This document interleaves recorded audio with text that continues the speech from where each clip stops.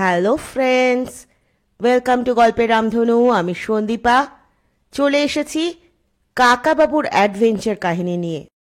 গল্প এবং গল্প পাঠ যদি ভালো লাগে তাহলে চ্যানেলটি সাবস্ক্রাইব করে পাশে থাকবেন এবং লাইক শেয়ার কমেন্ট করতে ভুলবেন না। তাহলে শুরু করছি আজকের গল্প, সুনীল গঙ্গোপাধ্যায়ের লেখা কাকাবাবুর অ্যাডভেঞ্চার কাহিনী। এবার কাকাবাবুর প্রতিশোধ। আজ পড়ছি প্রথম পর্ব। সকালবেলা কাকাবাবু দাঁত টাত মেজে বাথরুম থেকে বেরোতেই রঘু ফিসফিস করে বলল, আপনার সঙ্গে একজন দেখা করতে এসেছেন, নিচের ঘরে বসে আছেন, খুব বড়লোক। কাকাবাবু ভুরু কুঁচকে বললেন, এত সকালে? তোকে বলেছি না 9টার আগে কাউকে ভেতরে বসাবি না? রঘু বলল, কি করব, দেখে যে মনে হলো ভাইপি, গম্ভীর গলা, এলেবেলে লোক হলে দরজাই খুলতাম না। ইনি খুব দামি স্যুট পরা। রঘু আজকাল মাঝে মাঝে ইংরেজি বলে, তার নিজস্ব উচ্চারণে, আন্দাজে বুঝে নিতে হয়।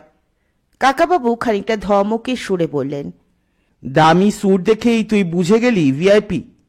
অনেক চোর ডাকাতও দামি পোশাক পরে, ধুতি কিংবা পাঞ্জাবি পরা লোক বুঝি ভিআইপি হয় না? রঘু সঙ্গে সঙ্গে ঘাড় নেড়ে বলল, আগে তাও হয়, এই তো আমাদের চিফ মিনিস্টার ধুতি পরা। কাকাবাবু বললেন, ভিআইপি হোক বা যাই হোক, এখন আমি কথা বলতে পারবো না, বলে দে 9টার পর আসতে।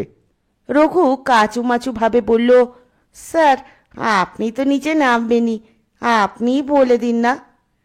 রঘু আগে বলতো বাবু, এখন বলতে চায় স্যার। কাকাবাবু অনেকবার বারণ করেছেন স্যার বলতে হবে না, তাও সে শুনবে না। কাকাবাবু বললেন, কেন, তুই লোকটিকে দেখে ভয় পাচ্ছিস নাকি? ঠিক আছে যা, চাটা দিসনি তো?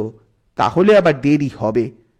রঘু জিভ কেটে বলল, আপনার বাথরুম থেকে বের হতে দেরি হচ্ছিল, তাই চা দিয়ে ফেলেছি, বিস্কুটও দিয়েছিলাম, বললেন লাগবে না। রঘু চলে যাওয়ার পর কাকাবাবু পোশাক বদলাতে লাগলেন। সারা বাড়িতে আর কেউ জাগেনি। কাল এক বিয়ে বাড়িতে বাড়ির সকলের নেমন্তন্ন ছিল। ফিরতে অনেক রাত হয়েছে। সন্তু এখনো ঘুমোচ্ছে, আজ ওর কলেজের ছুটি। যতই রাত জাগুন, কাকাবাবুর ঠিক ভোরবেলায় ঘুম ভেঙে যায়। রোদ উঠবার আগেই তিনি বেরিয়ে পড়েন বাড়ি থেকে, অনেক দিনের অভ্যেস। নিচে নেমে এসে কাকাবাবু দেখলেন একজন লোক সোফায় বসে কাগজ পড়ছে। লোকটির 10 আশই চেহারা, লম্বায় 6 ফুট 3-4 ইঞ্চি তো হবেই। রঘুর কথা মতো লোকটার স্যুটটা খুব দামি ঠিকই, পায়ের কালো রঙের জুতো এমনই চকচকে পালিশ করা যে মনে হয় যেন মুখ দেখা যাবে। গায়ের রং বেশ ফর্সা, নিখুঁতভাবে দাড়ি কামানো, মুখে পুরুষ্টু গোঁফ। প্রথম দেখেই মনে হয় লোকটি পুলিশ কিংবা আর্মির অফিসার। কাকাবাবুকে দেখেই লোকটি উঠে দাঁড়িয়ে বলল, গুড মর্নিং মিস্টার রায়চৌধুরী। কাকাবাবু হাত জোর করে বললেন, নমস্কার। লোকটির গলার আওয়াজ খুবই ভরাট আর গম্ভীর, কিন্তু খুব বিনীতভাবে বলল, আমি খুব সকালে এসে পড়েছি, আপনি হয়তো বিরক্ত হয়েছেন, কিন্তু আপনার সঙ্গে আমার বিশেষ দরকার আছে। কাকাবাবু বললেন, এই সময় তো আমি কোনো দরকার নিয়ে আলোচনা করি না। লোকটি বলল, আমার বেশিক্ষণ লাগবে না। কাকাবাবু বললেন, বেশি বা কম সময়ের প্রশ্ন নয়, প্রত্যেকদিন আমি মর্নিং ওয়াকে যাই, সেখান থেকে ফেরার আগে আমি কোনো কাজের কথা পছন্দ করি না। লোকটি বলল, মর্নিং ওয়াক খুব ভালো অভ্যেস, আমিও যদি যাই আপনার সঙ্গে, হাঁটতে হাঁটতে আমার কথাটা সেরে নেব। কাকাবাবু বললেন, আপনি 9টার পর ঘুরে আসুন না। লোকটি বলল, আমি কাল লেট নাইটে কলকাতায় পৌঁছেছি, আজই দিল্লি ফিরে যেতে হবে, 8:30টার মধ্যেই পৌঁছতে হবে এয়ারপোর্টে, শুধু আপনার সঙ্গেই দেখা করতে এসেছি। কাকাবাবু কয়েক মুহূর্ত চুপ করে থেকে বললেন, ঠিক আছে চলুন। বাইরে একটা সাদা রঙের গাড়ি দাঁড়িয়ে আছে। অনেক হোটেলে এই ধরনের গাড়ি ভাড়া পাওয়া যায়। লোকটি কাকাবাবুকে জিজ্ঞেস করল, আপনি কত দূরে যাবেন? কাকাবাবু হাত তুলে দেখিয়ে দিয়ে বললেন, বেশি দূরে না, ওই যে পার্কটা দেখতে পাচ্ছেন ওখানেই আশেপাশে ঘুরি কয়েকবার। লোকটি তার গাড়ির ড্রাইভারকে কিছু নির্দেশ দিয়ে ফিরে এসে বলল, ঠিক আছে, চলুন মিস্টার রায়চৌধুরী। ক্রাচ বগলে নিয়ে রাস্তায় নেমে কাকাবাবু বললেন, শুনুন, প্রথমেই বলে রাখি, কোনো চুরি ডাকাতির ব্যাপার যদি হয় আমি আপনাকে কিছু সাহায্য করতে পারবো না, ওসব পুলিশের কাজ। লোকটি বলল, না না, সেরকম কিছু নয়। কোনো তুচ্ছ ব্যাপার নিয়ে আপনাকে আমি বিরক্ত করতে আসিনি। আপনি ব্যস্ত মানুষ, আমি জানি। কাকাবাবু বললেন, আমি এমন কিছু ব্যস্ত নই, মাঝে মাঝে আমি দু একটা অ্যাডভেঞ্চারে যাই বটে, তাও নিজের শখে। টাকার জন্য ডিটেকটিভগিরি করা আমি মোটেও পছন্দ করি না, ওসব আমি পারি না। বেশিরভাগ সময় আমি নিজের ইজি চেয়ারে শুয়ে বই পড়তে ভালোবাসি। লোকটি বলল, আপনি অনেক বই পড়েন, আপনি খুব জ্ঞানী মানুষ, তাও আমি জানি। আমার অবশ্য বই টই পড়ার অভ্যেস নেই, নিউজ পেপারও পড়ি না, তবে টিভিতে নিউজ দেখি। কাকাবাবু বললেন, আপনি বেশ ভালোই বাংলা বলছেন, কিন্তু আপনি বাঙালি নন তাও বুঝতে পারছি। আপনি এত ভালো বাংলা শিখলেন কোথায়? কলকাতায় বাড়ি? লোকটি বলল, আপনি ঠিকই ধরেছেন, আমি বাঙালি নই, তবে আমার বাবা কাজ করতেন কলকাতায়। তখন আমি কলকাতায় থেকেছি, আমার 9 বছর বয়স পর্যন্ত। আমাদের কলকাতার বাড়ি ছিল ভবানীপুরে, সেখানে পাড়ার ছেলেদের সঙ্গে খেলেছি। সেন্ট জেভিয়ার স্কুলে পড়েছি। সেই তখনই যে বাংলা শিখেছিলাম তা ভুলিনি একটুও। সেই 9 বছর বয়সের পর কলকাতা ছেড়ে যাই, তারপর দুবার কলকাতায় এসেছি, তাও 2-1 দিনের জন্য মাত্র। এতদিন পরেও বাংলা ঠিক মনে আছে। পার্কের মধ্যে ঢুকতে ঢুকতে কাকাবাবু জিজ্ঞেস করলেন, আপনার নামটাই তো এখনো জানা হয়নি।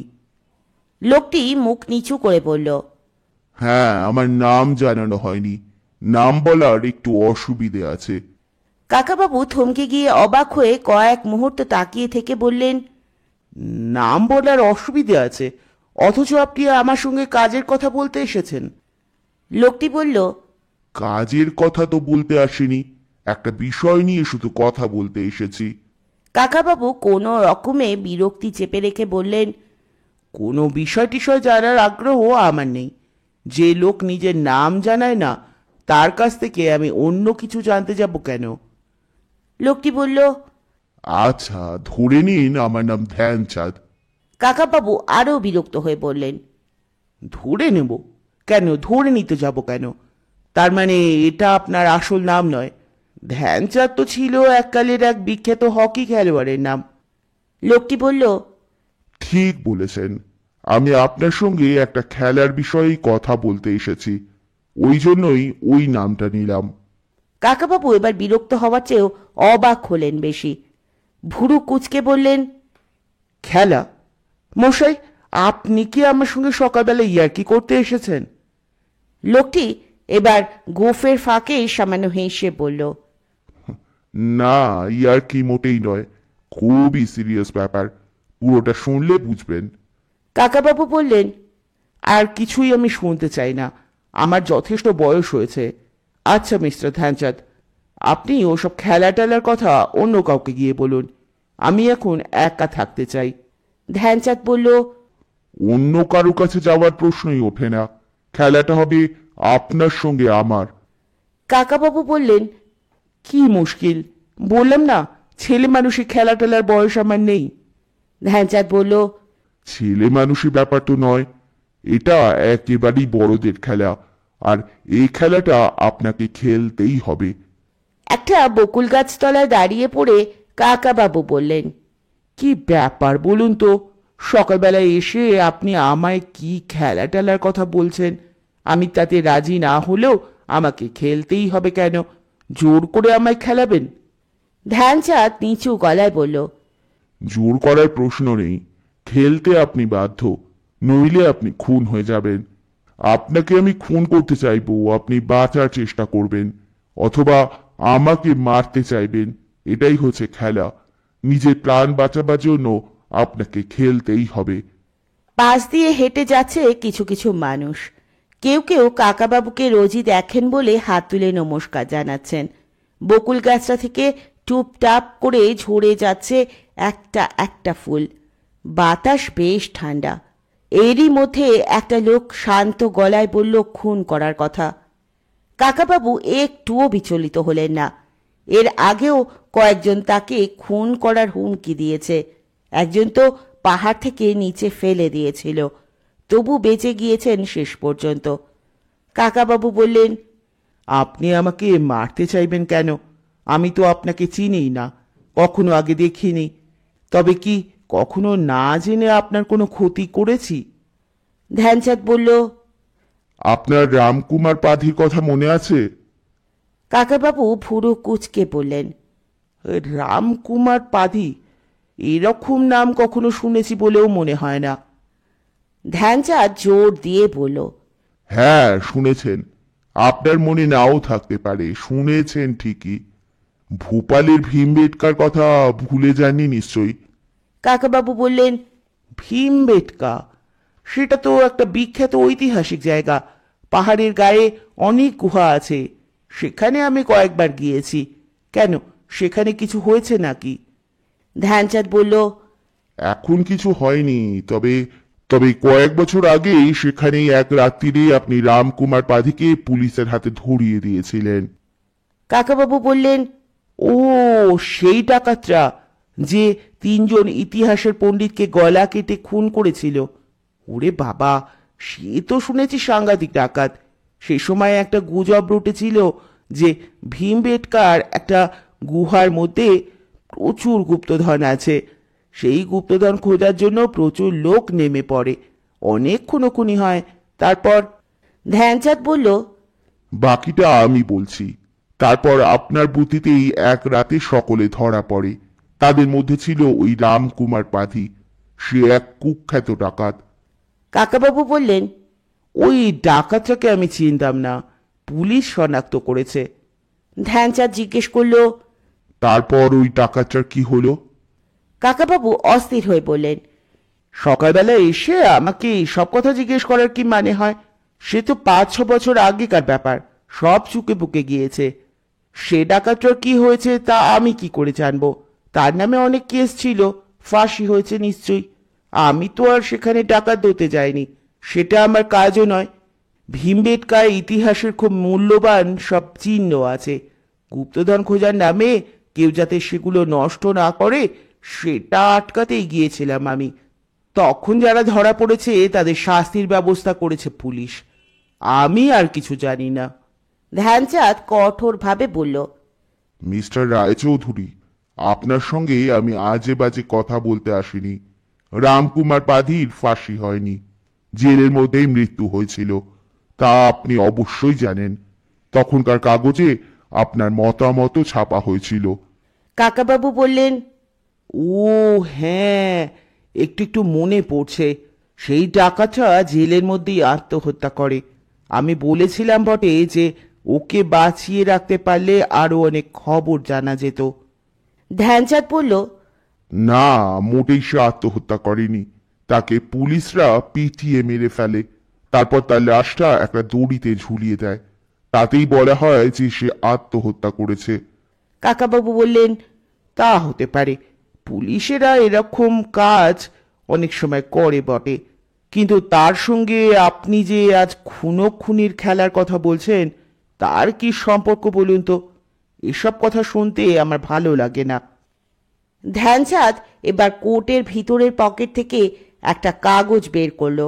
সেটা একটা ইংরেজি খবরের কাগজের কাটিং। কাকাবাবু দিকে সেটা বাড়িয়ে দিয়ে বলল, এটা পড়ুন। কাকাবাবু দেখলেন খবরটা। হিমাচল প্রদেশের মান্ডি শহরে দিনের বেলা প্রকাশ্য রাস্তায় তিনজন লোক মোটরসাইকেলে চেপে এসে একজন লোককে পরপর 6টা গুলিতে ফুঁড়ে দেয়। লোকটি একটা চায়ের দোকানে বসেছিল। সে কোনো বাধাই দিতে পারেনি। সঙ্গে সঙ্গে সে মারা যায়, মাটিতেই লুটিয়ে পড়ে। আততায়ীরা পালিয়ে যায়, কেউ তাদের ধরার চেষ্টাও করেনি। মৃত লোকটির পরিচয় জানা গিয়েছে। সে একজন দাগী আসামি। তার নামে অনেক খুন ও ও ডাকাতির মামলা ঝুলছিল। তার নাম রামকুমার পাধি। তার কাছেও আগ্নেয়াস্ত্র ছিল। কাকাবাবু কাগজের টুকরোটার দিকে তাকিয়ে রইলেন। ধ্যানচাঁদ বলল, তারিখটা লক্ষ্য করেছেন? মাত্র 23 দিন আগের ঘটনা। একই লোক কি দুবার মারা যেতে পারে? কাকাবাবু বললেন, তবে কি ওই ডাকাতটা জেল থেকে পালিয়ে গিয়েছিল? ধ্যানচাঁদ বলল, না, মোটেই না। জেলখানাতেই তার মৃত্যু হয়েছিল, সে রেকর্ড আছে। কাকাবাবু বললেন, তাহলে কি এক নামে দুজন লোক? তা তো থাকতেই পারে। ধ্যানচাঁদ বলল, না, সে ব্যাপারও নয়। এই 23 দিন আগে মান্ডিতে যে রাজকুমার পাধি মারা গিয়েছে, সেই আসল ডাকাত রামকুমার। তার অনেক প্রমাণ পাওয়া গিয়েছে। আর জেলখানার মধ্যে যাকে মারা হয়েছে তার নাম মোটেই রামকুমার ছিল না। তার নাম ছিল সুরজকান্ত। সে মোটেই ডাকাতও ছিল না। পুলিশ কিছুতেই তা মানতে চায়নি। তাকেই রামকুমার সাজিয়ে অন্যায়ভাবে মেরে ফেলেছে। এ পাড়ারই দুটি ছেলে কাকাবাবুকে দেখে কাছে এসে দাঁড়ালো। কাকাবাবু পায়ে হাত দিয়ে প্রণাম নেওয়া পছন্দ করেন না, তা ওরা জানে। তাই হাত জোর করে নমস্কার জানিয়ে একজন জিজ্ঞেস করলো, কাকাবাবু, আপনি এই শনিবার থাকছেন তো? ঠিক আসবেন কিন্তু। কাকাবাবু বললেন, কোথায় কি আছে শনিবার? অন্য ছেলেটি বলল, আপনার বাড়িতে কার্ড দিয়ে এসেছি।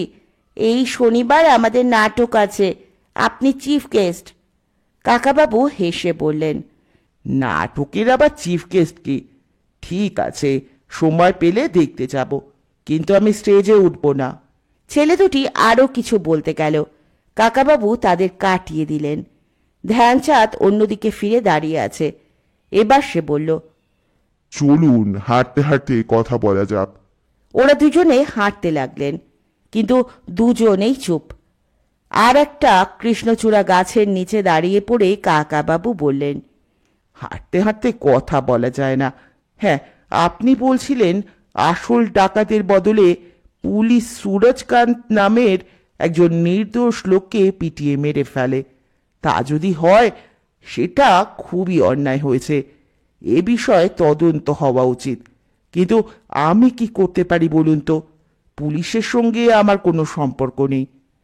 কাকাবাবুর চোখের দিকে চোখ রেখে ধ্যানচাঁদ কেটে কেটে বলল, সেই সুরজকান্ত আমার ভাই, আমার নিজের ভাই। কাকাবাবু একটু চমকে উঠে বললেন, আপনার ভাই? আমি খুবই দুঃখিত। আমি আপনাকে আন্তরিক সমবেদনা জানাচ্ছি। ধ্যানচাঁদ বলল, আমি কারো সিম্প্যাথি চাই না। আমার ভাই জীবনে কোনো অন্যায় করেনি। পড়াশোনায় ব্রিলিয়েন্ট ছিল। সে ইতিহাস নিয়ে রিসার্চ করত। সে ভীমবেটকায় কোনো খারাপ উদ্দেশ্য নিয়ে যায়নি, গুপ্তধন খুঁজতেও যায়নি। সে ওখানকার গুহাগুলোতে যে প্রি হিস্টোরিক আমলের ছবি আছে, সেই সব ছবির একটা লিস্ট তৈরি করার জন্য ভীমবেটকায় প্রায়ই যেত। কাকাবাবু বললেন, গুহা ছবির লিস্ট করার জন্য সে রাত্রিবেলা যেত? সেখানে তো কোনো আলো ছিল না, পাহাড় আর জঙ্গল। ধ্যানচাঁদ বলল, তার কাজের সুবিধের জন্যই সে রাত্রিবেলা যাবে কি দিনের বেলা যাবে তা সে নিজে ঠিক করবে।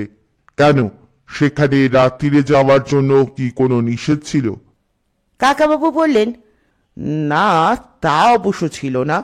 তখন কোনো পাহারাও দেওয়া হতো না। ধ্যানচাঁদ বলল, মোট কথা, আমার ভাই ক্রিমিনাল ছিল না। সেই রাতে আরো কয়েকজনের সঙ্গে সে ধরা পড়ে। পুলিশ তাকে প্রথমেই নটোরিয়াস ক্রিমিনাল রামকুমার পাধি বলে দাগিয়ে দেয়। সে 1000বার অস্বীকার করেছে, তবু পুলিশ মানেনি। পুলিশ তো অনেক সময় এরকমই করে, কোনো নির্দোষ লোকের ঘাড়ে একটা মিথ্যে দোষ চাপিয়ে তারপর তাকে মেরে ফেলে। কাকাবাবু বললেন, সেই সব পুলিশের বিচার হওয়া উচিত। আপনার ভাইয়ের এরকম মৃত্যুর জন্য আমি সত্যিই দুঃখিত। ধ্যানচাঁদ গম্ভীরভাবে বলল, আপনি শুধু দুঃখিত হলে তো চলবে না। আমার ভাইকে খুন করার জন্য আপনাকে শাস্তি পেতে হবে। কাকাবাবু রীতিমতো অবাক হয়ে বললেন, আপনার ভাইকে আমি খুন করেছি? এ কি অদ্ভুত কথা!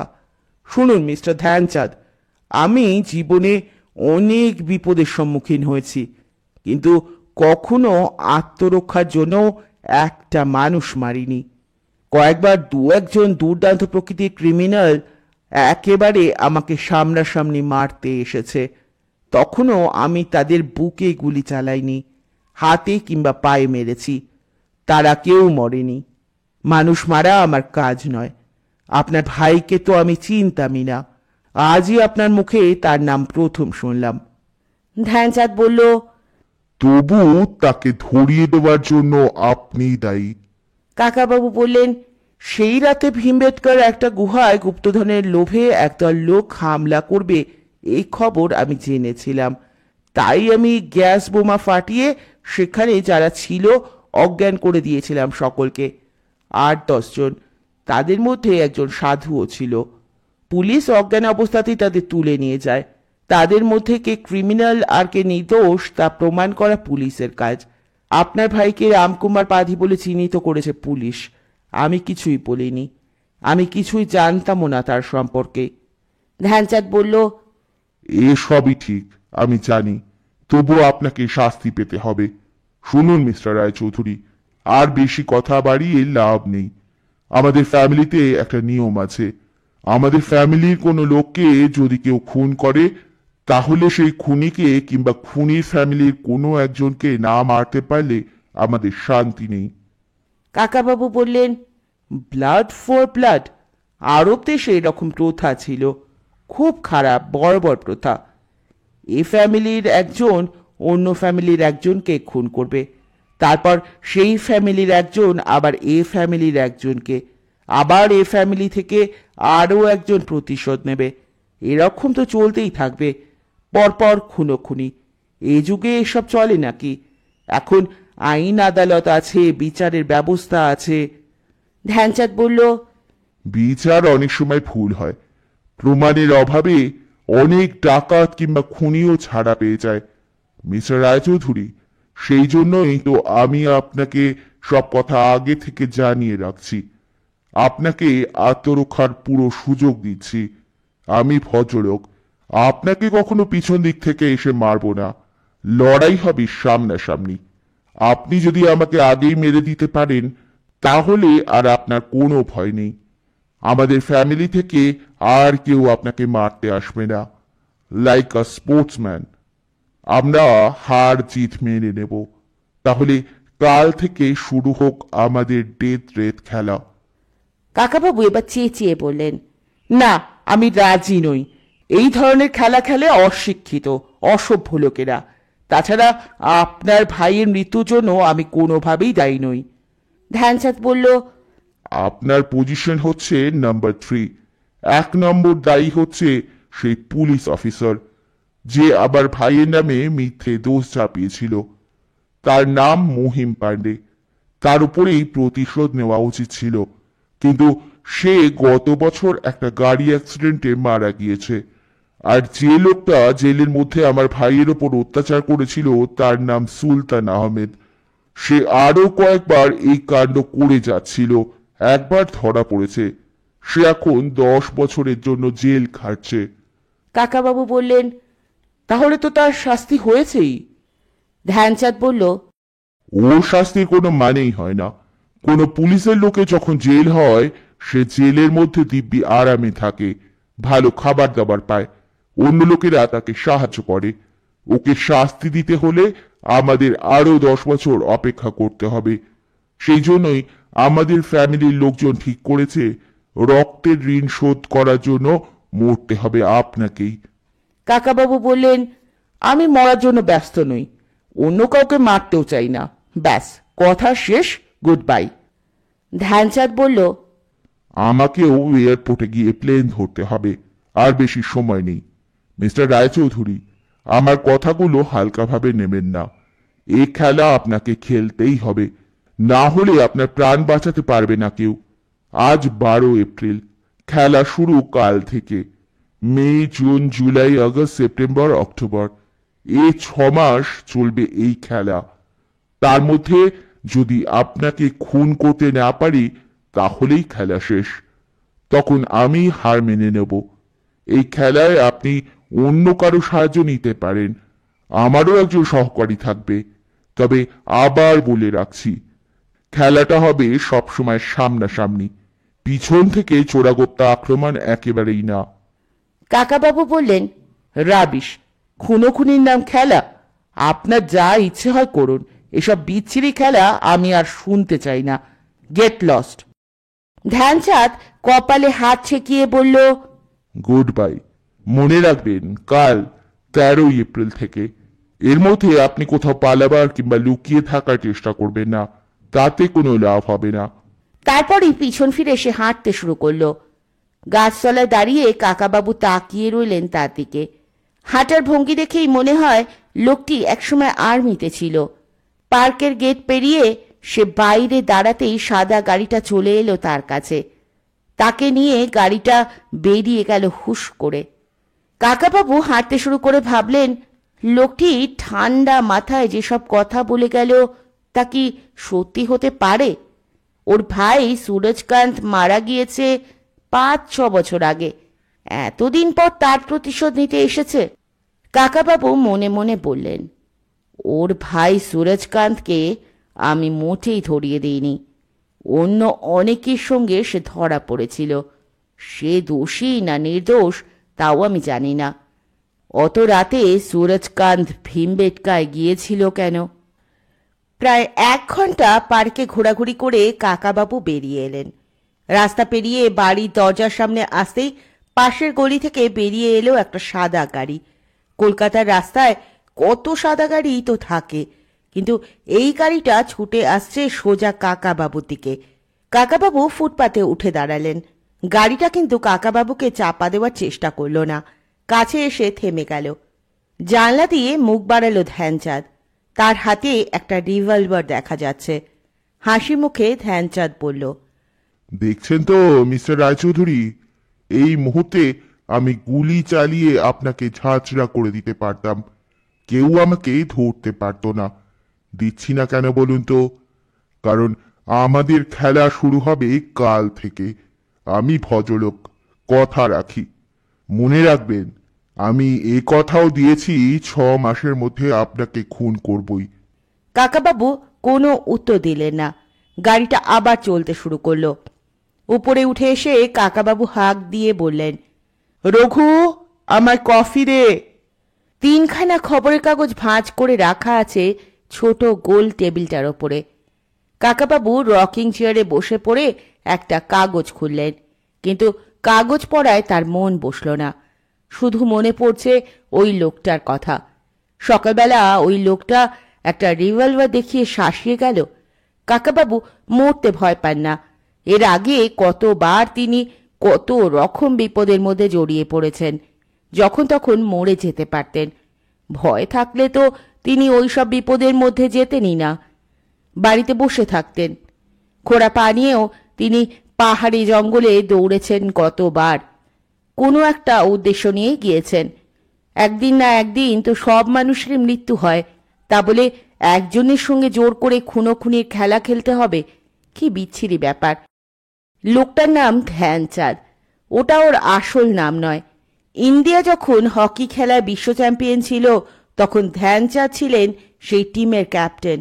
বিখ্যাত মানুষ, ভালো মানুষ, তার নাম নিয়েছে একজন খুনি। এটাও তো অন্যায়। রঘু কফি নিয়ে এলো, সঙ্গে 2খানা টোস্ট। কাকাবাবু বললেন, টোস্ট খাবো না, নিয়ে যা। রঘু বলল, খালি পেটে গরম কফি খাবেন? তাতে পেট জ্বালা করে। কাকাবাবু বললেন, কে বললো পেট জ্বালা করে? তুই খেয়ে দেখেছিস? রঘু বলল, আমি জীবনে কফিই খাইনি স্যার, কিন্তু লোকে যে বলে। কাকাবাবু বললেন, জীবনে কফি খাসনি? আজ 1 কাপ খেয়ে দেখ। 2 চামচ চিনি দিবি, নইলে খুব তেতো লাগবে। আপনি তো দুধ চিনি কিছুই নেন না, এই কালো কালো জিনিসটা কি করে যে খান? একটা অন্তত টোস্ট ডুবিয়ে ডুবিয়ে খেয়ে ফেলুন আগে। তোকে আর সর্দারি করতে হবে না, বলছি টোস্ট 2টো নিয়ে যা। না, নিয়ে যাব না, একটা অন্তত খেতেই হবে। খেয়ে নিন কাইন্ডলি। কাইন্ডলি? খুব ইংরেজি শেখা হয়েছে। নিয়ে যাবি না ছুঁড়ে ফেলে দেবো? রঘু এবার ধমক খেয়ে টোস্ট দুটো তুলে নিয়ে মুখ চুন করে চলে গেল। সঙ্গে সঙ্গে কাকাবাবুর একটু অনুতাপ হলো। অত বকলেন কেন রঘুকে? ও তো ভালো কথাই বলছিল, হঠাৎ তার মেজাজ গরম হয়ে গেল। এরকম তো হয় না। ওই ধ্যানচাঁদই তার মেজাজ খারাপ করে দিয়ে গিয়েছে। একবার মেজাজ খারাপ হলে অনেকক্ষণ ধরে মাথার মধ্যে সেটাই ঘোরে। মেজাজ ঠিক করতে হলে গান গাইতে হয়। কফিতে এক চুমুক দিয়ে কাকাবাবু গুনগুন করে গান ধরলেন। তবে রে রাবণ বেটা, তোর মুখে মারবো ছ্যাটা, তোরে এখন বাঁচায় কেটা বল, তোর মুখের দুপাটি দন্ত ভাঙিয়া করিব অন্ত, এখনই হবে প্রাণান্ত, আয় রে বেটা জমের বাড়ি চল। মারবো ছাটার পর আর একটা কি লাইন আছে, মনে পড়ছে না। গানের লাইন ভুলে গেলে খুব অস্বস্তি লাগে। কাকাবাবু 2-3 বার গেয়ে গেয়ে লাইনটা মনে আনবার চেষ্টা করলেন। দরজার কাছ থেকে সন্তু জিজ্ঞেস করল, কাকাবাবু আজ মর্নিং ওয়াকে গিয়েছিলে? সন্তু সদ্য ঘুম থেকে উঠে এসেছে, এখনো চোখ মুখ ধোয়নি, মাথার চুলও খোঁচা খোঁচা, হাতে টুথব্রাশ। সে কাকাবাবুর বাথরুমটা ব্যবহার করে। কাকাবাবু বললেন, হ্যাঁ, যাব না কেন, এই তো ঘুরে এলাম। সন্তু বলল, কাল আমরা বাড়ি ফিরেছি রাত 2টোয়, তুমি এত কম ঘুমোও কি করে? কাকাবাবু বললেন, আমার বেশি ঘুমের দরকার হয় না, তোর মতো বাচ্চাটাই বেশি ঘুমোয়। সন্তু হেসে বলল, আমি আর কি ঘুমোই, জোজো জোজো যখন তখন ঘুমিয়ে পড়ে। কাল আমরা বাসে করে যাচ্ছিলাম, বসার জায়গা পাইনি, জোজো দাঁড়িয়ে দাঁড়িয়েই ঝিমোচ্ছিল। কাকাবাবু বললেন, আমরা কে কতদিন বাঁচবো ঠিক নেই, তার মধ্যে অর্ধেকটা সময় যদি ঘুমিয়ে ঘুমিয়েই কাটিয়ে দিই তাহলে অনেক কিছুই দেখা হবে না, অনেক কাজও করা হবে না। জীবনের 1/4 ঘুমের জন্য বরাদ্দ, সেটাই যথেষ্ট। সন্তু বলল, তার মানে দিনে 6 ঘন্টা তো?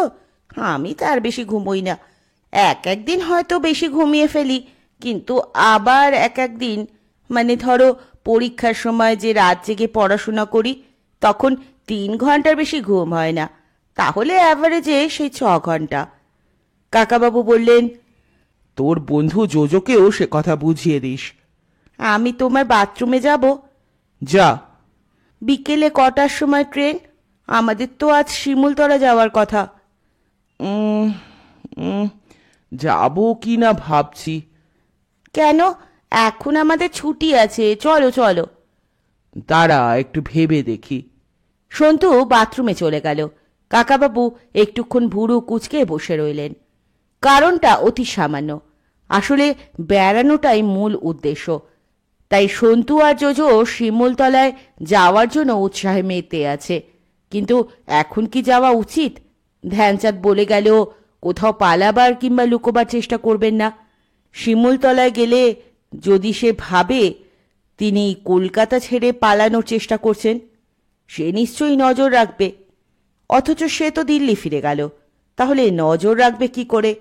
সে যাই হোক, শিমুলতলায় যাওয়ার প্রোগ্রাম আগে থেকেই ঠিক করা আছে। ওই লোকটার হুমকিতে তিনি প্রোগ্রাম বদলাবেন কেন? ট্রেনের টিকিটও কাটা আছে, তাহলে যেতেই হবে। চেয়ার ছেড়ে উঠে কাকাবাবু একটা স্টিলের আলমারি খুললেন। এই আলমারিটা নানা রকম জিনিসে ঠাসা। প্রায় সব জিনিসই তার দেশ বিদেশের ভক্তরা উপহার দিয়েছে। অনেক কিছুই ব্যবহার করা হয় না। সুন্দর সুন্দর মূর্তি, 2খানা দেওয়াল ঘড়ি, অনেক রকমের জামা, মাথা টুপি, সুন্দর খাপওয়ালা 4খানা ছোরা, একজোড়া ক্রাচও রয়েছে। কাকাবাবু যে ক্রাচ দুটো ব্যবহার করছেন তা অনেক দিনের পুরনো, রং চটে গিয়েছে। কাকাবাবু পুরনো জিনিসই বেশি পছন্দ করেন। একেবারে অকেজো না হলে তিনি কিছুই ফেলতে চান না। কাকাবাবু ক্রাচজোড়া বের করলেন। ভারী সুন্দর দেখতে, ঝকঝকে পালিশ করা কালো রঙের, হাতলের কাছে হাতির দাঁতের কারুকাজ। এছাড়াও রয়েছে নানা রকম কায়দা, পরপর কয়েকটা বোতাম। একটা বোতাম টিপলে ইচ্ছে মতো ক্রাচটাকে ছোট কিংবা বড় করা যায়। সুইডেনে কাকাবাবুর বন্ধু গুনাব মিডল এই ক্রাচ দুটো উপহার দিয়েছিলেন। তিনি বারবার বলেছিলেন, রাজা, তুমি এই ক্রাচ অবশ্যই ব্যবহার করবে। তোমাকে কত জায়গায় যেতে হয়, দেখবে এটা খুব কাজে লাগবে, বেশি ভারীও নয়। সকলে তাকিয়ে তাকিয়ে দেখবে বলে কাকাবাবু এতদিন ব্যবহার করেননি। নিজের পুরনো ক্রাচ দুটো চালান দিলেন খাটের নিচে, কয়েকটা জামাও বের করে নিলেন। এগুলো পরে ফেলাই ভালো, শুধু শুধু ফেলে রেখে লাভ কি? মরে গেলে তো আর পরাই হবে না। সন্তুর গায়েও ফিট করবে না এইসব জামা। হঠাৎ মরার কথা মনে আসছে কেন বারবার? ওই ধ্যানচাঁদ নামের লোকটা সত্যিই তাকে খুন করতে পারবে? তার চেয়েও বড় কথা, আত্মরক্ষার জন্য কাকাবাবু কি বাধ্য হবেন ওকে খুন করতে? কিন্তু তিনি যে তা চান না। যত বড় ক্রিমিনালই হোক, তাকে মৃত্যুদণ্ড দিতে চান না কাকাবাবু। একটা বেশ মোটা মতো জামাও বের করলেন। এই জামা খুব ঠান্ডার দেশে পরবার মতো, শিমুলতলায় শীত হবে না, এখন গরমকাল। তবু কাকাবাবু জামাগুলো একটা ছোট সুটকেসে ভরে নিলেন। বাথরুম থেকে বেরিয়ে এসে সন্তু জিজ্ঞেস করলো, তাহলে কি ঠিক হলো? আমরা শিমুলতলা যাচ্ছি তো? কাকাবাবু বললেন, হ্যাঁ যাচ্ছি, দুপুর 12:30টায় ট্রেন, জোজোকে খবর দে। সন্তু বলল, জোজো 11টার মধ্যে এসে যাবে। কাকাবাবু, আমরা ওখানে কদিন থাকবো? কাকাবাবু বললেন, বাদশা তো বলেছে অন্তত দিন 7 থেকে আসতে। অতদিন ওখানে থেকে কি করব? আমি তো ভাবছি বড় জোর দিন 3।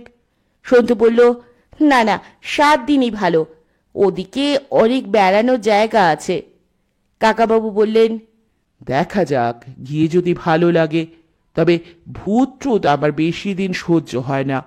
সন্তু বলল, বাদশাদা তো বলে দিয়েছেন ভূত দেখা যাবেই, গ্যারেন্টি। বাদশাদা তো বাজে কথা বলার লোক নন।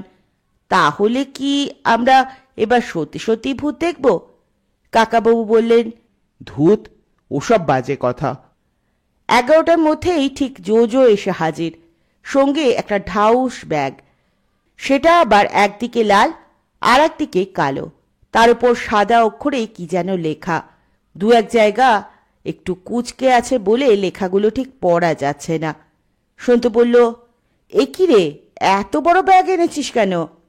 জোজো বলল, এখানে কদিন ধরে বৃষ্টি হচ্ছে, ওখানেও বৃষ্টি হতে পারে। বৃষ্টিতে জামা প্যান্ট ভিজবে, কাদায় আছাড় খেতে পারি, তাই বেশি জামা প্যান্ট নিয়েছি। সন্তু ভুরু তুলে বলল, এত বড় ব্যাগ ভর্তি শুধু জামা কাপড়? জোজো বলল, তা নয়, বাবা বলল শিমুলতলা যাচ্ছিস, বা বেশ ভালো স্বাস্থ্যকর জায়গা, ওখানকার জল খেলে খুব খিদে পায়, তাই আমি ভাবলাম যখন তখন খিদে পেলে কি খাবো, কখন কি পাওয়া যাবে তাও তো জানি না। সেই জন্য 10 প্যাকেট বিস্কুট আর চিজ নিয়েছি, আর ডিমের পাউডার। ডিমের পাউডার আবার কি? আমরা এখন ডিমের পাউডার বানাচ্ছি বাড়িতে। আজ তো ডিম সঙ্গে নিয়ে যাওয়ার অনেক ঝামেলা, ভেঙে টেঙে যায়, তাই আগে ডিমের অমলেট বানাই, সেটাকে শুকিয়ে গুঁড়ো করে ফেলি, তারপর ইচ্ছে মতো সেই গুঁড়ো খানিকটা জলে মিশিয়ে গরম করলেই আবার অমলেট হয়ে যায়। একই রকম খেতে লাগে। কাকাবাবু, আপনি খেয়ে দেখবেন তো? দেখবো টেস্ট করে। জোজো, তোর ব্যাগের ওপর কি লেখা রে? জোজো ব্যাগের কোচকানো জায়গাগুলো ঠিক করলো। তখন পড়া গেল 2 লাইনে লেখা, এবার যাব শিমুলতলায়, গান শুনবো ভূতের গলায়। নিজেই সেই লাইন দুটো উচ্চারণ করে পড়ে জোজো বলল, কাল থেকে পোয়েট্রি লিখতে শুরু করেছি, ইংলিশে আর বাংলায়। প্রথমে লিখেছিলাম, এবার যাব শিমুলতলায়, চেপে ধরবো ভূতের গলা, কিন্তু সেটা ঠিক পছন্দ হলো না। কাকাবাবু, এটা বেটার হয়নি? কাকাবাবু বললেন, হ্যাঁ, এটাই বেটার। কিন্তু এখানে ভূতেদের মধ্যে যদি ব্রহ্মদত্তী থাকে, তাহলে তোমার এই লেখা দেখে গান শোনাবার বদলে রেগে গিয়ে তোমারই গলা চেপে ধরবে। কেন কেন রেগে যাবে কেন? বামুন মরলে তো ব্রহ্মদত্তী হয়। সাধারণত তারা লেখা পড়া জানে, ভুল বানান সহ্য করতে পারে না। তোমার ওই লেখায় কি ভুল লিখেছি? মূল বানান ময় দীর্ঘ না? তা ঠিক, কিন্তু এটা তো শিমুল নয়। শিমুল একটা গাছের নাম, সংস্কৃতে যাকে বলে শালমলি। এই শালমলি থেকে চলতি কথা শিমুল, তুমি পোয়েট্রি লিখছো, ভুল বানান তো চলবে না। আপনার কথা শুনেই আমার নেক্সট 2 লাইন মনে এসে গেল, বলবো? যদি দেখি ব্রহ্মদত্তী তবে বলবো 3 সত্যি। এটা লিখে রাখতে হবে। সন্তু বলল, ইংরেজিতে কি কবিতা লিখেছিস শোনা তো। জোজো বলল, there was a man called Kissinger who was a very bad singer. Santu বলল, বাহ, আর একটা শোনা। কাকাবাবু বললেন, পরে হবে, পরে হবে। জোজো বলল, কাকাবাবু আপনার এই ক্লাস দুটো দারুণ দেখতে তো। কাকাবাবু বললেন, দারুণ বলেই এতদিন ব্যবহার করিনি, আজ ভাবলাম শুধু শুধু ফেলে রেখে লাভ কি, চলো তাহলে। একটা ট্যাক্সি ডেকে হাওড়া স্টেশন, সেখান থেকে ট্রেনে জোসিডি। জোসিডি স্টেশনে দলবল নিয়ে অপেক্ষা করছিল বাদশাহ। তার পুরো নাম সিরাজুল হক, সবাই তাকে বাদশাহ বলেই ডাকে। যেমন লম্বা তেমনই চওড়া চেহারা, খুব দিলদরিয়া মানুষ, বন্ধু বান্ধবদের খুব খাওয়াতে ভালোবাসে। মধুপুর, দেওঘর, জসিডি, শিমুলতলায় তার 4খানা রেডিও টিভির দোকান আছে, চলে বেশ ভালোই। তার নিজের বাড়ি শিমুলতলায়, সেখানে সে আর একটা বড় বাড়ি কিনেছে। বাদশাহ একটা টাটা সুমো গাড়ি এনেছে। জসিডি থেকে শিমুলতলা বেশি দূর নয়। গাড়িতে উঠে বাদশাহ বলল, কাকাবাবু আজ রাতেই কি ভূতের বাড়িতে থাকবেন, না প্রথম রাতটা কাটাবেন আমার বাড়িতে? আমার বাড়িতেও ভালো ব্যবস্থা আছে। কাকাবাবু কিছু বলার আগেই সন্তু উৎসাহের সঙ্গে বলে উঠল, ভূতের বাড়ি, ভূতের বাড়িতে থাকবো। কাকাবাবু বললেন, দেখো বাদশা, আমি তো আর ভূত হতে আসিনি, সেটা আমার কম্ম নয়। আমি এসেছি সন্তু আর জোজো এই দিকটায় বেড়াতে আসতে চাইছিল, আর তোমার বাড়িতে নাকি দারুণ বিরিয়ানি রান্না হয়, তা চেয়ে খেয়ে দেখার জন্য। যে বাড়িতেই থাকি তাতে কিছু আসে যায় না। জোজো জিজ্ঞেস করল, সত্যি ভূত আছে? বাদশা বলল, সত্যি ভূত না মিথ্যে ভূত তা জানি না, তবে পাড়ার লোক ওটাকে বলে ভূতের বাড়ি। আমি নিজের কানে শুনেছি, ও বাড়িতে একদিন রাতে নানা রকম বিকট শব্দ হয়, দুমদাম করে পায়ের আওয়াজ হয় সিঁড়িতে, জানলা দরজা দরাম দরাম করে পড়ে। ভয়ে কেউ সন্ধ্যের পর ওই বাড়ির ধারে কাছে যায় না। সন্তু বলল, শুধু শব্দ, ভূতে কোনো ক্ষতি করে না? বাদশা বলল, এককালে এখানে বাঙালিরা অনেক বড় বড় বাড়ি বানিয়েছিল শখ করে, ছুটি কাটাতে আসতো সপরিবার। এখন অনেকেরই আর বংশধর নেই, থাকলেও এদিকে আসে না, বিলেত আমেরিকায় যায়। বাড়িগুলো ভেঙে ভেঙে নষ্ট হচ্ছে। সেরকম একটা বাড়ি আমি কিনেছি। দিল্লির সুপ্রিম কোর্টের প্রধান বিচারপতি প্রমথনাথ মিত্রের বাড়ি ছিল ওটা। 15খানা ঘর, বিশাল বিশাল বারান্দা, অনেকখানি জায়গা জুড়ে বাগান, সবই প্রায় ধ্বংস হয়ে গিয়েছে। আমি পুরো বাড়িটাই ভেঙে ফেলে ওখানে একটা হোটেল বানাবো ঠিক করেছি, কিন্তু ভূতেরা বাধা দিচ্ছে বলে হচ্ছে না। সন্তু জিজ্ঞেস করল, কি করে বাধা দিচ্ছে, শুধু আওয়াজ করে? বাদশা বলল, না, কন্ট্রাক্টরের একজন লোককে একদিন দুপুরে সিঁড়ি দিয়ে ঠেলে ফেলে দিয়েছিল, তার হাত ভেঙে গিয়েছে, সে আর ও বাড়িতে ঢোকে না। বাড়িটা যেদিন ভাঙা শুরু হলো সেদিন।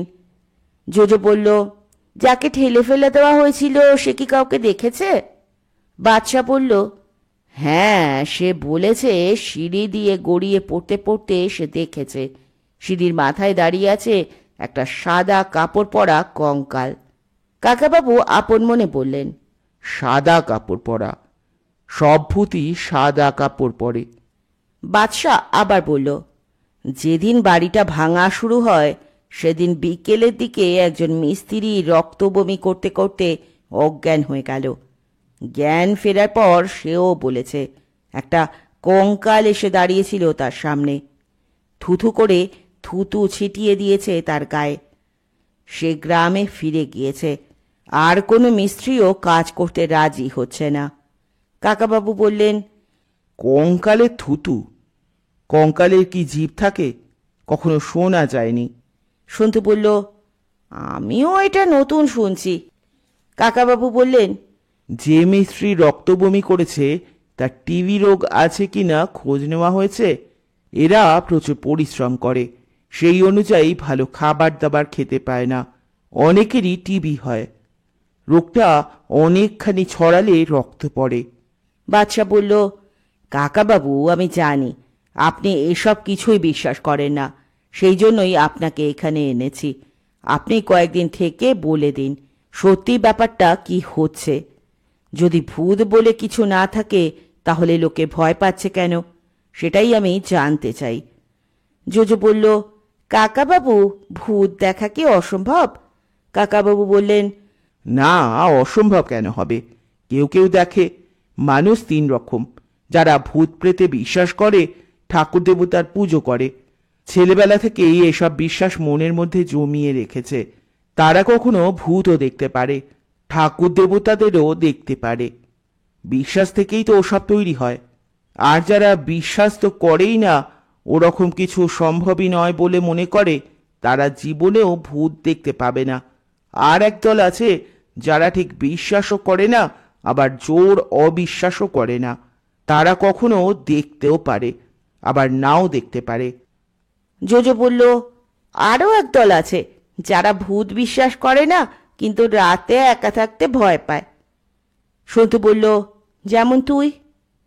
জোজো বলল, ঠিক বলেছিস। আর তুই কোন দলে?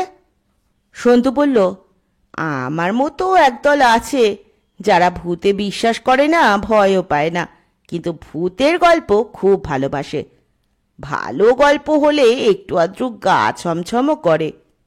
কাকাবাবু বললেন, অনেক সময় চোর ডাকাতরা এরকম ভাঙা বাড়িতে আস্তানা গেলে ভূত সেজে ভয় দেখায়। বাদশা বলল, তা যদি হয় তাহলে তো ঝামেলা চুকেই গেল। সেই চোর ডাকাতদের কোনো একটাকে কি চেষ্টা করলে ধরা যাবে না? একটাকে ধরলেই তো তাকে দেখিয়ে সবাইকে বলা যাবে, এই দেখুন ভূত নয় জ্যান্ত মানুষ। তারপর সে ব্যাটাকে ধরে খুব করে পেটালেই অন্যদের সন্ধান পাওয়া যাবে। সে ব্যবস্থা আমি করছি। গাড়িটা এসে থামলো একটা লোহার গেটের সামনে। চারদিকে অন্ধকার। একটা কুকুর ঘেউ ঘেউ করে ডেকে উঠল। একটা বড় টর্চ এলে বাদশা বলল, এই হচ্ছে সেই বাড়ি। দেখুন, লোহার গেটের দুপাশে দুটো পাথরের সিংহ ছিল, এখন মুন্ডু নেই, পাশে গাছ গজিয়ে গিয়েছে। অনেক ঘরের ছাদ নেই, শুধু দুটো ঘর আস্ত আছে এখনো। কাকাবাবু বললেন, ওতেই হবে, দুখানা ঘরই যথেষ্ট। বাথরুম টাথরুম আছে তো? বাদশা বলল, আমি ভেবে দেখলাম আজকের রাতটা আপনারা আমার বাড়িতেই থাকুন। এখানে ঘরটা পরিষ্কার করা আছে ঠিকই, কিন্তু আলোর ব্যবস্থা জলের ব্যবস্থা করতে হবে। কাল সন্ধ্যের পর এখানে চলে আসবেন। সন্তু তবু বলল, কেন, আজ থেকেই থাকি না। আমাদের সঙ্গে 3খানা টর্চ আছে, আর আলো লাগবে না। বাদশার পকেটে মোবাইল ফোন বেজে উঠল। খানিকক্ষণ কথা বলে সেটা অফ করে বাদশা বলল, আমার স্ত্রী আজ কিছুতেই ছাড়তে রাজি নন। প্রচুর খাবার দাবার করে রেখেছেন। সন্তু, আজ বরং খেয়ে দিয়ে ভালো করে ঘুমিয়ে নাও, কাল হয়তো সারা রাত জাগতে হতে পারে। বাদশার নিজের বাড়ি সেখান থেকে মিনিট 10 পথ। সেটাও বেশ বড় বাড়ি। আলোয় ঝলমল করছে। আরও কিছু মানুষ আগে থেকেই বসে আছেন বৈঠকখানায়। বোঝাই যাচ্ছে আজ এটা নেমন্তন্ন বাড়ি। তারপর প্রচুর খাওয়া দাওয়া আর গল্প করতে করতে রাত 12টা বেজে গেল। পাশাপাশি দুটো ঘরে খাটের ওপর বিছানা পাতাই আছে। সন্তু আর জোজো প্রায় ঝাঁপিয়ে পড়ল বিছানায়। প্রতিদিনই ঘুমোবার আগে কিছুক্ষণ বই পড়ার অভ্যেস কাকাবাবুর। তিনি একটা বই খুলে বসলেন। একসময় দেখলেন 1:30টা বেজে গিয়েছে। শুয়ে পড়লেন আলো নিভিয়ে। ভোরবেলা জানলা দিয়ে আলো এসে পড়েছে চোখে। কাকাবাবুর ঘুম ভেঙে গেল। বাইরে ভারী নরম নীলছে আলো। সূর্য ওঠার আগে এই রকম রং হয়, তারপর এই আলো হবে সোনালি। অনেক রকম পাখি ডাকছে, আর সেই সব ডাক ছাপিয়ে শোনা যাচ্ছে দুটো মোরগের কোকরকো কোকরকো। কি গলার জোর ওদের! কাকাবাবুর আর শুয়ে থাকতে ইচ্ছে করল না। উঠে চোখ মুখ ধুয়ে তিনি জামা প্যান্ট পরে বেরিয়ে পড়লেন। এখানে এসেও তিনি মর্নিং ওয়াকের অভ্যাসটা ছাড়বেন কেন? সন্তু আর জোজোকে তিনি ডাকলেন না। এবাড়ির অন্য কেউও এখনো জাগেনি মনে হয়। কোথাও কোনো শব্দ নেই। কি চমৎকার ফুরফুরে বাতাস! বাতাস এসে যেন গা জড়িয়ে আদর করছে। কলকাতায় বৃষ্টি হলেও এখানে বৃষ্টি নেই, তবে একটু ঠান্ডা ঠান্ডা ভাব। বেলা বাড়তেই গরম হবে। লাল রঙের রাস্তা, দূরে পাহাড়ের রেখা। এই সময় রাস্তায় মানুষজন থাকার কথা নয়, তবু দুধওয়ালা কিংবা বাগানের মালির মতো কেউ কেউ যাচ্ছে বাইসাইকেলে। তারা কৌতূহলে কাকাবাবুকে ফিরে ফিরে দেখছে। এদিকে সকলেই সকলকে চেনে। ক্রাচ বগলে এই নতুন মানুষটিকে তারা ভাবছে। কাকাবাবু সোজা রাস্তা ধরে হাঁটতে লাগলেন। মাঝে মাঝে দেখা যাচ্ছে এক একটা বড় বাড়ির ভগ্নস্তূপ। গেটে এখনো নাম লেখা আছে, এককালের বিখ্যাত সব বাঙালির নাম। তখনও বাঙালিরা এত গরিব হয়ে যায়নি। কিছু কিছু বাঙালি লেখাপড়া শিখে ব্যবসা বাণিজ্যে অনেক টাকা উপার্জন করতেন। কত শখের এই সব বাড়ি। এখন অনেক বাড়িরই দরজা জানলা খুলে নিয়ে গিয়েছে চোরেরা। কালকের সেই ভূতের বাড়িটা কোন দিকে তা কাকাবাবু বুঝতে পারছেন না। অবশ্য অনেক ভাঙা বাড়িকেই রাতে ভূতের বাড়ি বলে মনে হতে পারে। একটা কোকিল ডাকছে খুব কাছেই, কিন্তু পাখিটাকে দেখা যাচ্ছে না। কোকিল সবসময় পাতার আড়ালে লুকিয়ে বসে থাকে যে দেখতে পাওয়া খুব শক্ত। কাকাবাবু তবু উকি ঝুঁকি মেরে সামনের গাছগুলো দেখার চেষ্টা করতে লাগলেন।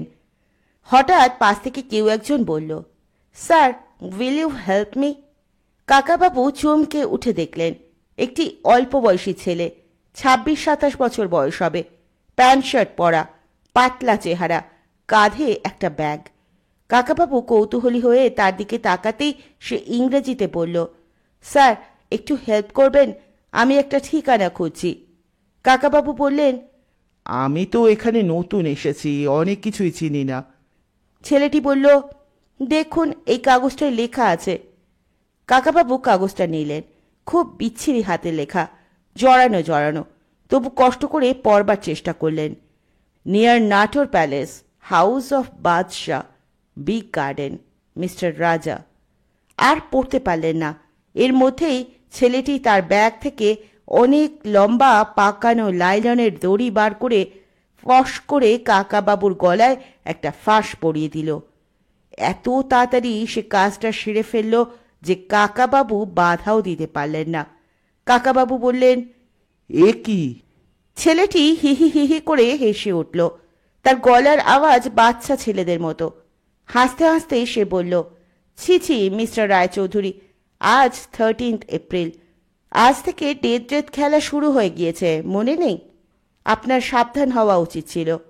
দড়িটা খানিকটা লম্বা করে সে কাকাবাবুকে টানতে টানতে নিয়ে গেল একটা ভাঙা বাড়ির পিছন দিকে। রাস্তার লোকজন কেউ দেখতে পাবে না তাদের। ফাঁসটা এমন আট হয়ে গিয়েছে যে কাকাবাবুর দম নিতে কষ্ট হচ্ছে। ছেলেটা আবার ব্যঙ্গে সুরে বলল, আপনি এত সহজে ধরা দিলেন, ভেবেছিলাম কয়েকটা দিন অন্তত লড়াই করতে পারবেন। বাঙালিরা কি লড়াই করতে ভুলে গিয়েছে? এই বাঙালিদের মধ্যেই তো নেতাজি সুভাষচন্দ্র বসু জন্মেছিলেন। কাকাবাবু অতি কষ্টে খসখসে গলায় জিজ্ঞেস করলেন, তুমি কে? ছেলেটি বলল, আমি কর্নেলের অ্যাসিস্ট্যান্ট। এই চা, কর্নেল বলে ফেললাম। যাকে, এখন আপনি জানলেও ক্ষতি নেই। আর তো বেঁচে থাকবেন মাত্র কয়েক ঘন্টা। কাকাবাবু আবার জিজ্ঞেস করলেন, কর্নেল কোথায়? ছেলেটি বলল, তা জেনে আপনার কি লাভ? বুঝতেই পারছেন, আপনাকে আমি এখনই মেরে ফেলতে পারি। আপনার পকেটে রিভলভার আছে জানি, কিন্তু আপনি পকেটে হাত ঢোকাবার চেষ্টা করলেই আমি দড়িতে একটা হ্যাচকা টান দেব। সঙ্গে সঙ্গে আপনার নিঃশ্বাস বন্ধ হয়ে যাবে। আপনার গলায় যে ফাঁসটি দিয়েছি ওতে একটা মেটাল রিং আছে, সেটা আপনার গলায় কেটে বসে যাবে। আর এই যে দড়িটা দেখছেন, এটাও লাইলন আর মেটাল মেশানো। স্বয়ং ভীম এলেও এটা ছিঁড়বে না। এই ফাঁস আমরা সার্কাসের বাঘসিংহের গলায় পরাই। কাকাবাবু বলতে চাইলেন, তুমি বুঝি সার্কাসে কাজ করো? কিন্তু বলতে পারলেন না, গলায় খুব লাগছে। ছেলেটি আবার বলল, একটা গাড়ি আসবে, তার জন্য একটু অপেক্ষা করতে হবে। আমি আপনাকে এখানে মেরে ফেললেই ঝামেলা চুকে যেত, কিন্তু কর্নেল মানে ধ্যানচাঁদ নিজের হাতে আপনাকে শাস্তি দিতে চান। কাকাবাবু খুব চেষ্টা করে ফ্যাঁসে গলায় বললেন, আমি তোমার গাড়ির জন্য অপেক্ষা করতে রাজি নই। আমার কফি খাওয়ার সময় হয়ে গিয়েছে। ছেলেটি দারুণ অবাক হয়ে বলল, কফি? আপনারা জীবনে কফি খাওয়া হবে না, বললাম তো আপনার আয়ু আর মাত্র কয়েক ঘন্টা। কাকাবাবু বললেন, তাহলে দেখো। তিনি একটা ক্রাচ উঁচু করে তার গায়ের একটা বোতাম টিপলেন। সঙ্গে সঙ্গে বেরিয়ে এলো একটা লকলকে ছুরি। সেটা দড়িটায় ছোঁয়ানো মাত্রই কচাত করে কেটে গেল, প্রায় চোখের নিমেষে। একটুও ঘষতে হলো না। টাল সামলাতে না পেরে ছেলেটি চিত হয়ে পড়ে গেল। কাকাবাবু তার বুকে অন্য ক্রাচটা চেপে ধরে বললেন, নড়ো না। দেখলে তো, ভীমও যে দড়ি ছিঁড়তে পারে না, এ যুগের অস্ত্র দিয়ে কত তাড়াতাড়ি সে দড়ি কাটা যায়। সাধারণ ছুরির চেয়ে এই ছুরিটার ধার 1000 গুণ বেশি। ছেলেটির চোখ দুটো প্রায় ছানা বড়া হয়ে গিয়েছে। যে দড়ি বাঘ সিংহ ছিঁড়তে পারে না, একটা ছুরি দিয়ে এক মুহূর্তে সেটা কাটা হয়ে গেল। কাকাবাবু গলার ফাঁসটা খানিকটা আলগা করে নিয়ে বললেন, তুমি সার্কাসে কাজ করো, তোমার নাম কি? ছেলেটি বলল, বলবো না, বেশি কথার দরকার নেই, আপনি আমায় খুন করুন, আই এম রেডি। কাকাবাবু বললেন, কেন মারবো কেন? এত সুন্দর একটা সকাল, এর মধ্যে খুনোখুনির কথা ভাবতে তোমাদের লজ্জা করে না? ছেলেটি বলল, এই খেলায় কোনো অ্যাসিস্ট্যান্ট যদি হেরে যায় তাকে মেরে ফেলার নিয়ম আছে, আপনিও অ্যাসিস্ট্যান্ট রাখতে পারেন। কিলমি, আমি হেরে গিয়েছি, আমাকে খতম করে দিন। কাকাবাবু ধমক দিয়ে বললেন, চুপ! সার্কাসে চাকরি করছিলে, তা ছেড়ে দিয়ে এই বাজে খেলায় যোগ দিতে তোমাকে কে বলেছে? কত টাকা পাবে? উঠে দাঁড়াও। কাকাবাবু ক্রাসটা তার বুকের ওপর থেকে সরিয়ে নিলেন। সে জেদির মতো বলল, না, উঠব না, এখানেই আমার ডেড বডি পড়ে থাকবে। কাকাবাবু আবার ধমক দিয়ে বললেন, ওঠো বলছি। সে বলল, না উঠলে আপনি কি করবেন? মারবেন তো? মারুন, হেরে গিয়ে আমি দয়া চাই না। কাকাবাবু বললেন, তুমি কি চাও বা না চাও তাতে আমার কিছু যায় আসে না। মানুষ খুন করা আমার কাজ নয়। তুমি যদি না ওঠো তাহলেও আমি তোমায় প্রাণে মারবো না, পায়ে গুলি করব। তুমি চিরকাল খোড়া হয়ে থাকবে আমার মতো, সেটা ভালো হবে? ছেলেটি এবার ধর্মর করে উঠে দাঁড়ালো। কাকাবাবু বললেন, যাও, তোমার কর্নেল ধ্যানচাঁদকে গিয়ে বলো আজই এই খেলা শেষ করে দিতে। ওর ভাইয়ের মৃত্যুর জন্য আমি মোটেই দায়ী নই, তবু আমি 1000 বার ক্ষমা চাইতে রাজি আছি। ছেলেটি বলল, ওসব বলে আর লাভ নেই, একবার এ খেলা শুরু হলে হেস্ত নেস্ত না হলে থামে না। কর্নেল আপনাকে খুন করবেই।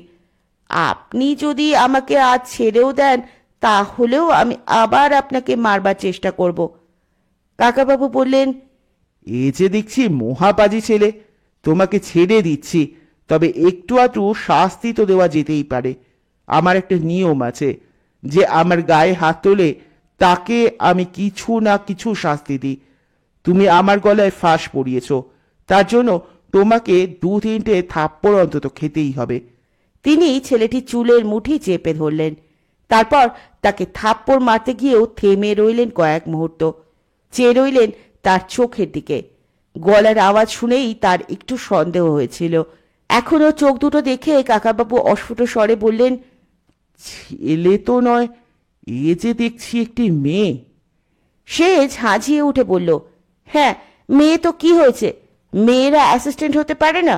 মেয়েরা এখন সব পারে। কাকাবাবু বললেন, হ্যাঁ, তাই তো দেখছি, মেয়েরা সব পারে, এমনকি মানুষ খুন করতেও পারে। কিন্তু আমি এখনো ওল্ড ফ্যাশনড, আমি মেয়েদের গায়ে হাত তুলতে পারি না। তোমাকে যে 2-3টে থাপ্পড় মারবো ভেবেছিলাম, তা তো আর হচ্ছে না। তাহলে কি আমি তোমায় এমনি এমনি ছেড়ে দেবো? মেয়েটি বলল, থাপ্পড় মারতে পারবেন না কেন? মারুন, তারপর আমিও আপনার নাকে এখন একটা ঘুষি মারব। ওরে বাবা, তেজ আছে দেখছি। শোনো, আমি তোমার সম্পর্কে কি ঠিক করলাম। যদি আমার কয়েকটা প্রশ্নের উত্তর দাও তাহলে তোমাকে এখনই ছেড়ে দেবো, আর যদি উত্তর দিতে না চাও তাহলে আমার গলার ফাঁসটা খুলে তোমার গলায় পরিয়ে দেব। তারপর তোমাকে একটা গাছের সঙ্গে বেঁধে রেখে আমি চলে যাব। কোনটা চাও? আপনার কি প্রশ্ন শুনি আগে। তোমার নাম কি? তুমি আমার নাম জানো, অথচ আমি তোমার নাম জানি না। এতে কথাবার্তা বলা যায় না। এ প্রশ্নের উত্তর দিতে আমার আপত্তি নেই। আমার নাম লায়লা। সুন্দর নাম। তুমি ছেলে সেজে এসেছো কেন? বেশ করেছি, অনেক মেয়েই তো আজকাল প্যান্ট শার্ট পরে। তুমি সার্কাসে কাজ করো? করতাম, এখন ছেড়ে দিয়েছি।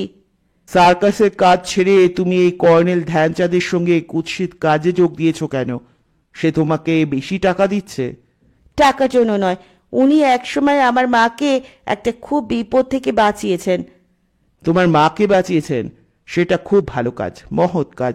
কিন্তু কেউ একটা মহৎ কাজ করার পর যদি একটা খুব খারাপ কাজ করে, কোনো মানুষকে মারতে চায়, তাহলে সে আরও খারাপ লোক হয়ে যায়।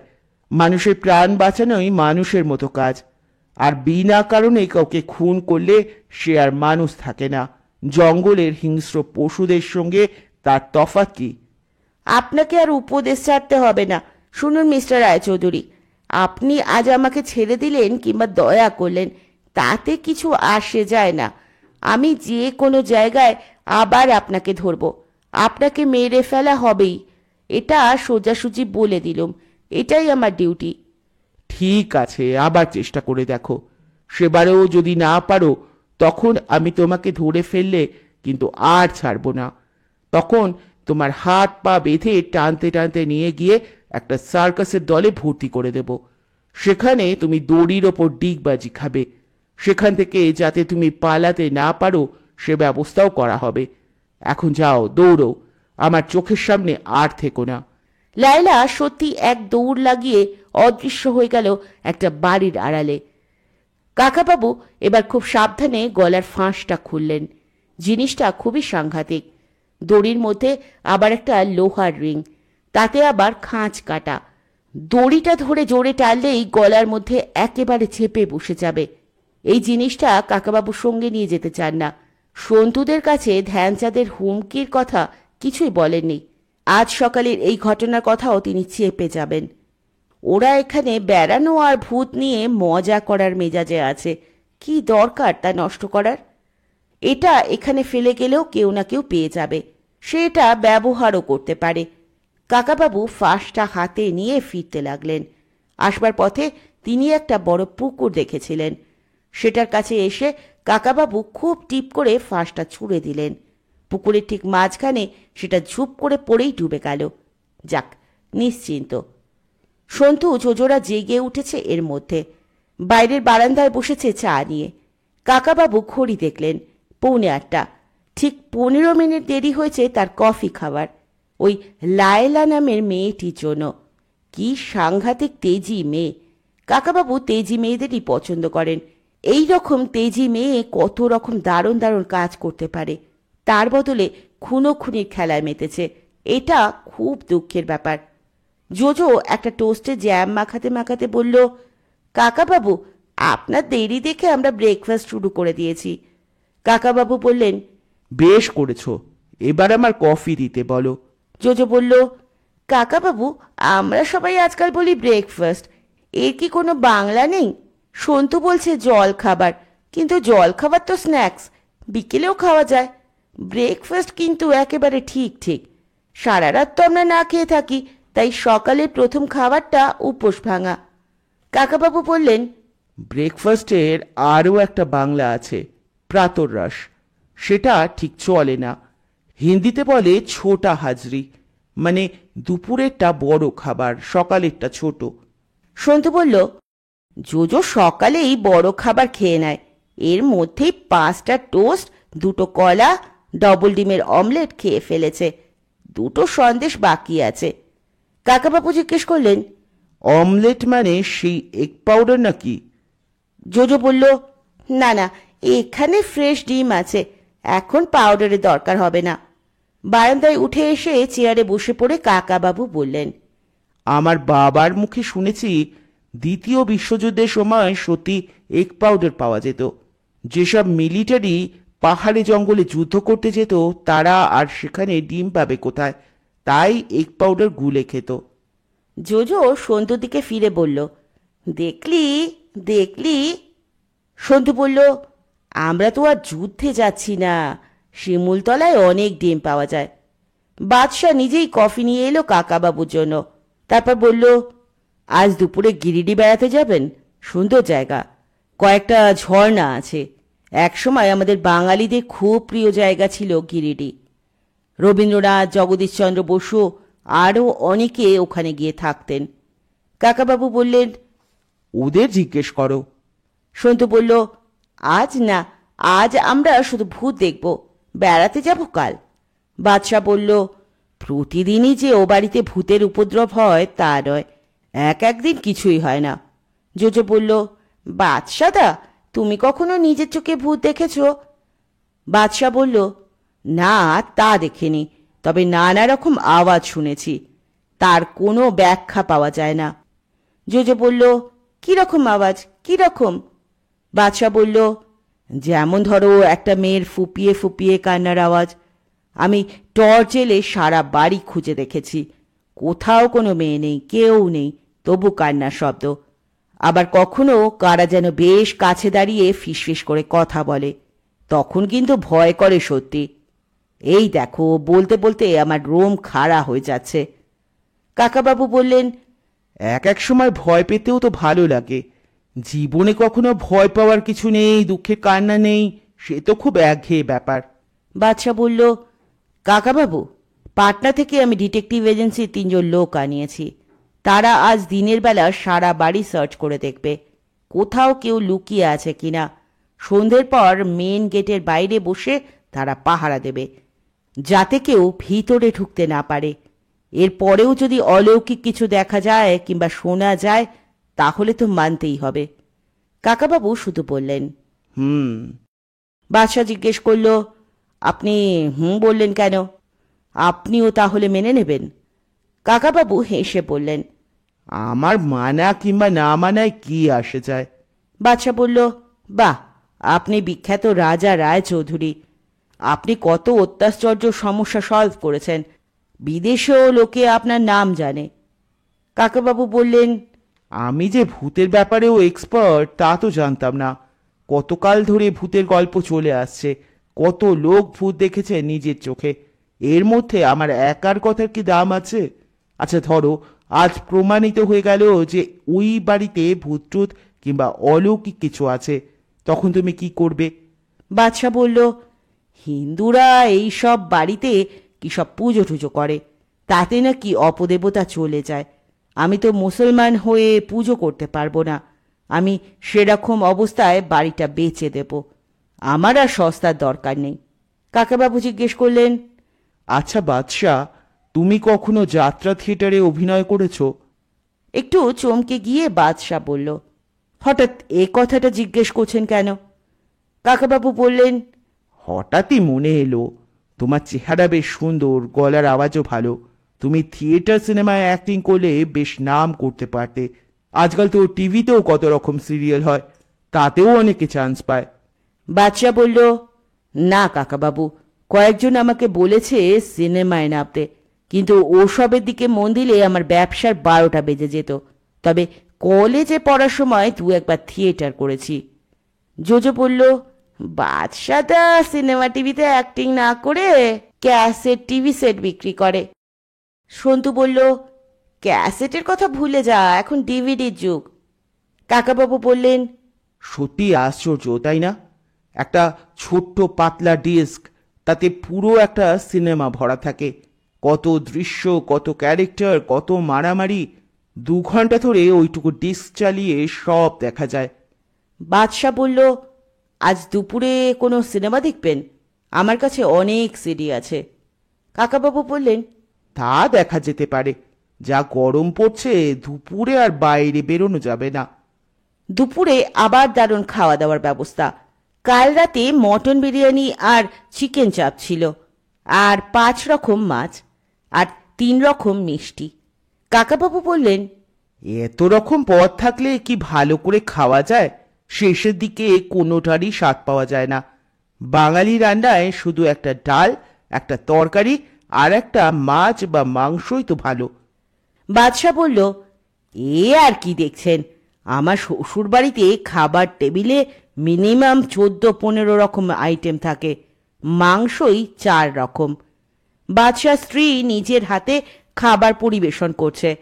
কাকাবাবু তাকে জিজ্ঞেস করলেন, ফিরোজা, তোমার বাবা রোজ 14 রকম পদ খান?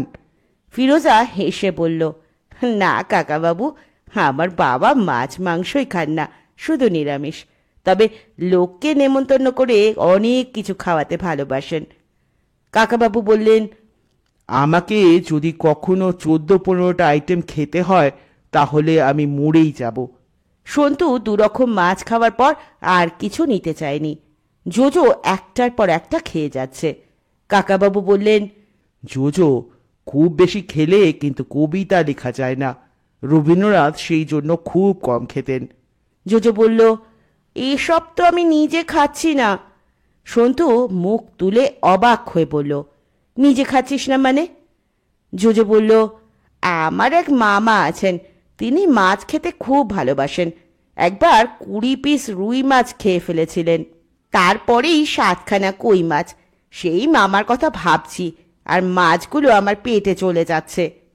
কাকাবাবু বললেন, একেই বলে নরনাং মাতুল ক্রম, মানে ভাগ্নেরা সব মামার মতো হয়।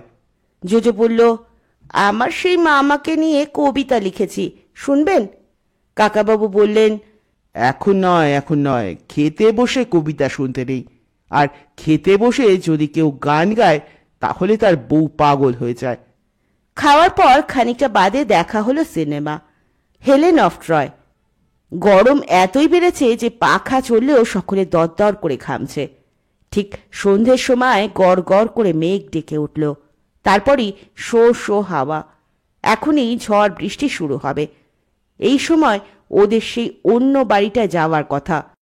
জোজো বারান্দায় এসে ঝড় দেখতে দেখতে বলল, আকাশ একেবারে কালো, মনে হয় জোর বৃষ্টি হবে, তাতে ঠান্ডা হয়ে যাবে। আজ রাতে ঘুমোবো ভালো করে। সন্তু বলল, সে কি রে, ঘুমোবি কি? আজ তো সারা রাত জেগে থাকার কথা, ভূত দেখতে হবে না? শুনছিলেন সুনীল গঙ্গোপাধ্যায়ের কাকাবাবুর অ্যাডভেঞ্চার কাহিনী। এবার কাকাবাবুর প্রতিশোধের প্রথম পর্ব। খুব তাড়াতাড়ি ফিরব দ্বিতীয় পর্ব নিয়ে। ততক্ষণ পর্যন্ত সকলে ভালো থাকবেন, সুস্থ থাকবেন, পাশে থাকবেন। নমস্কার।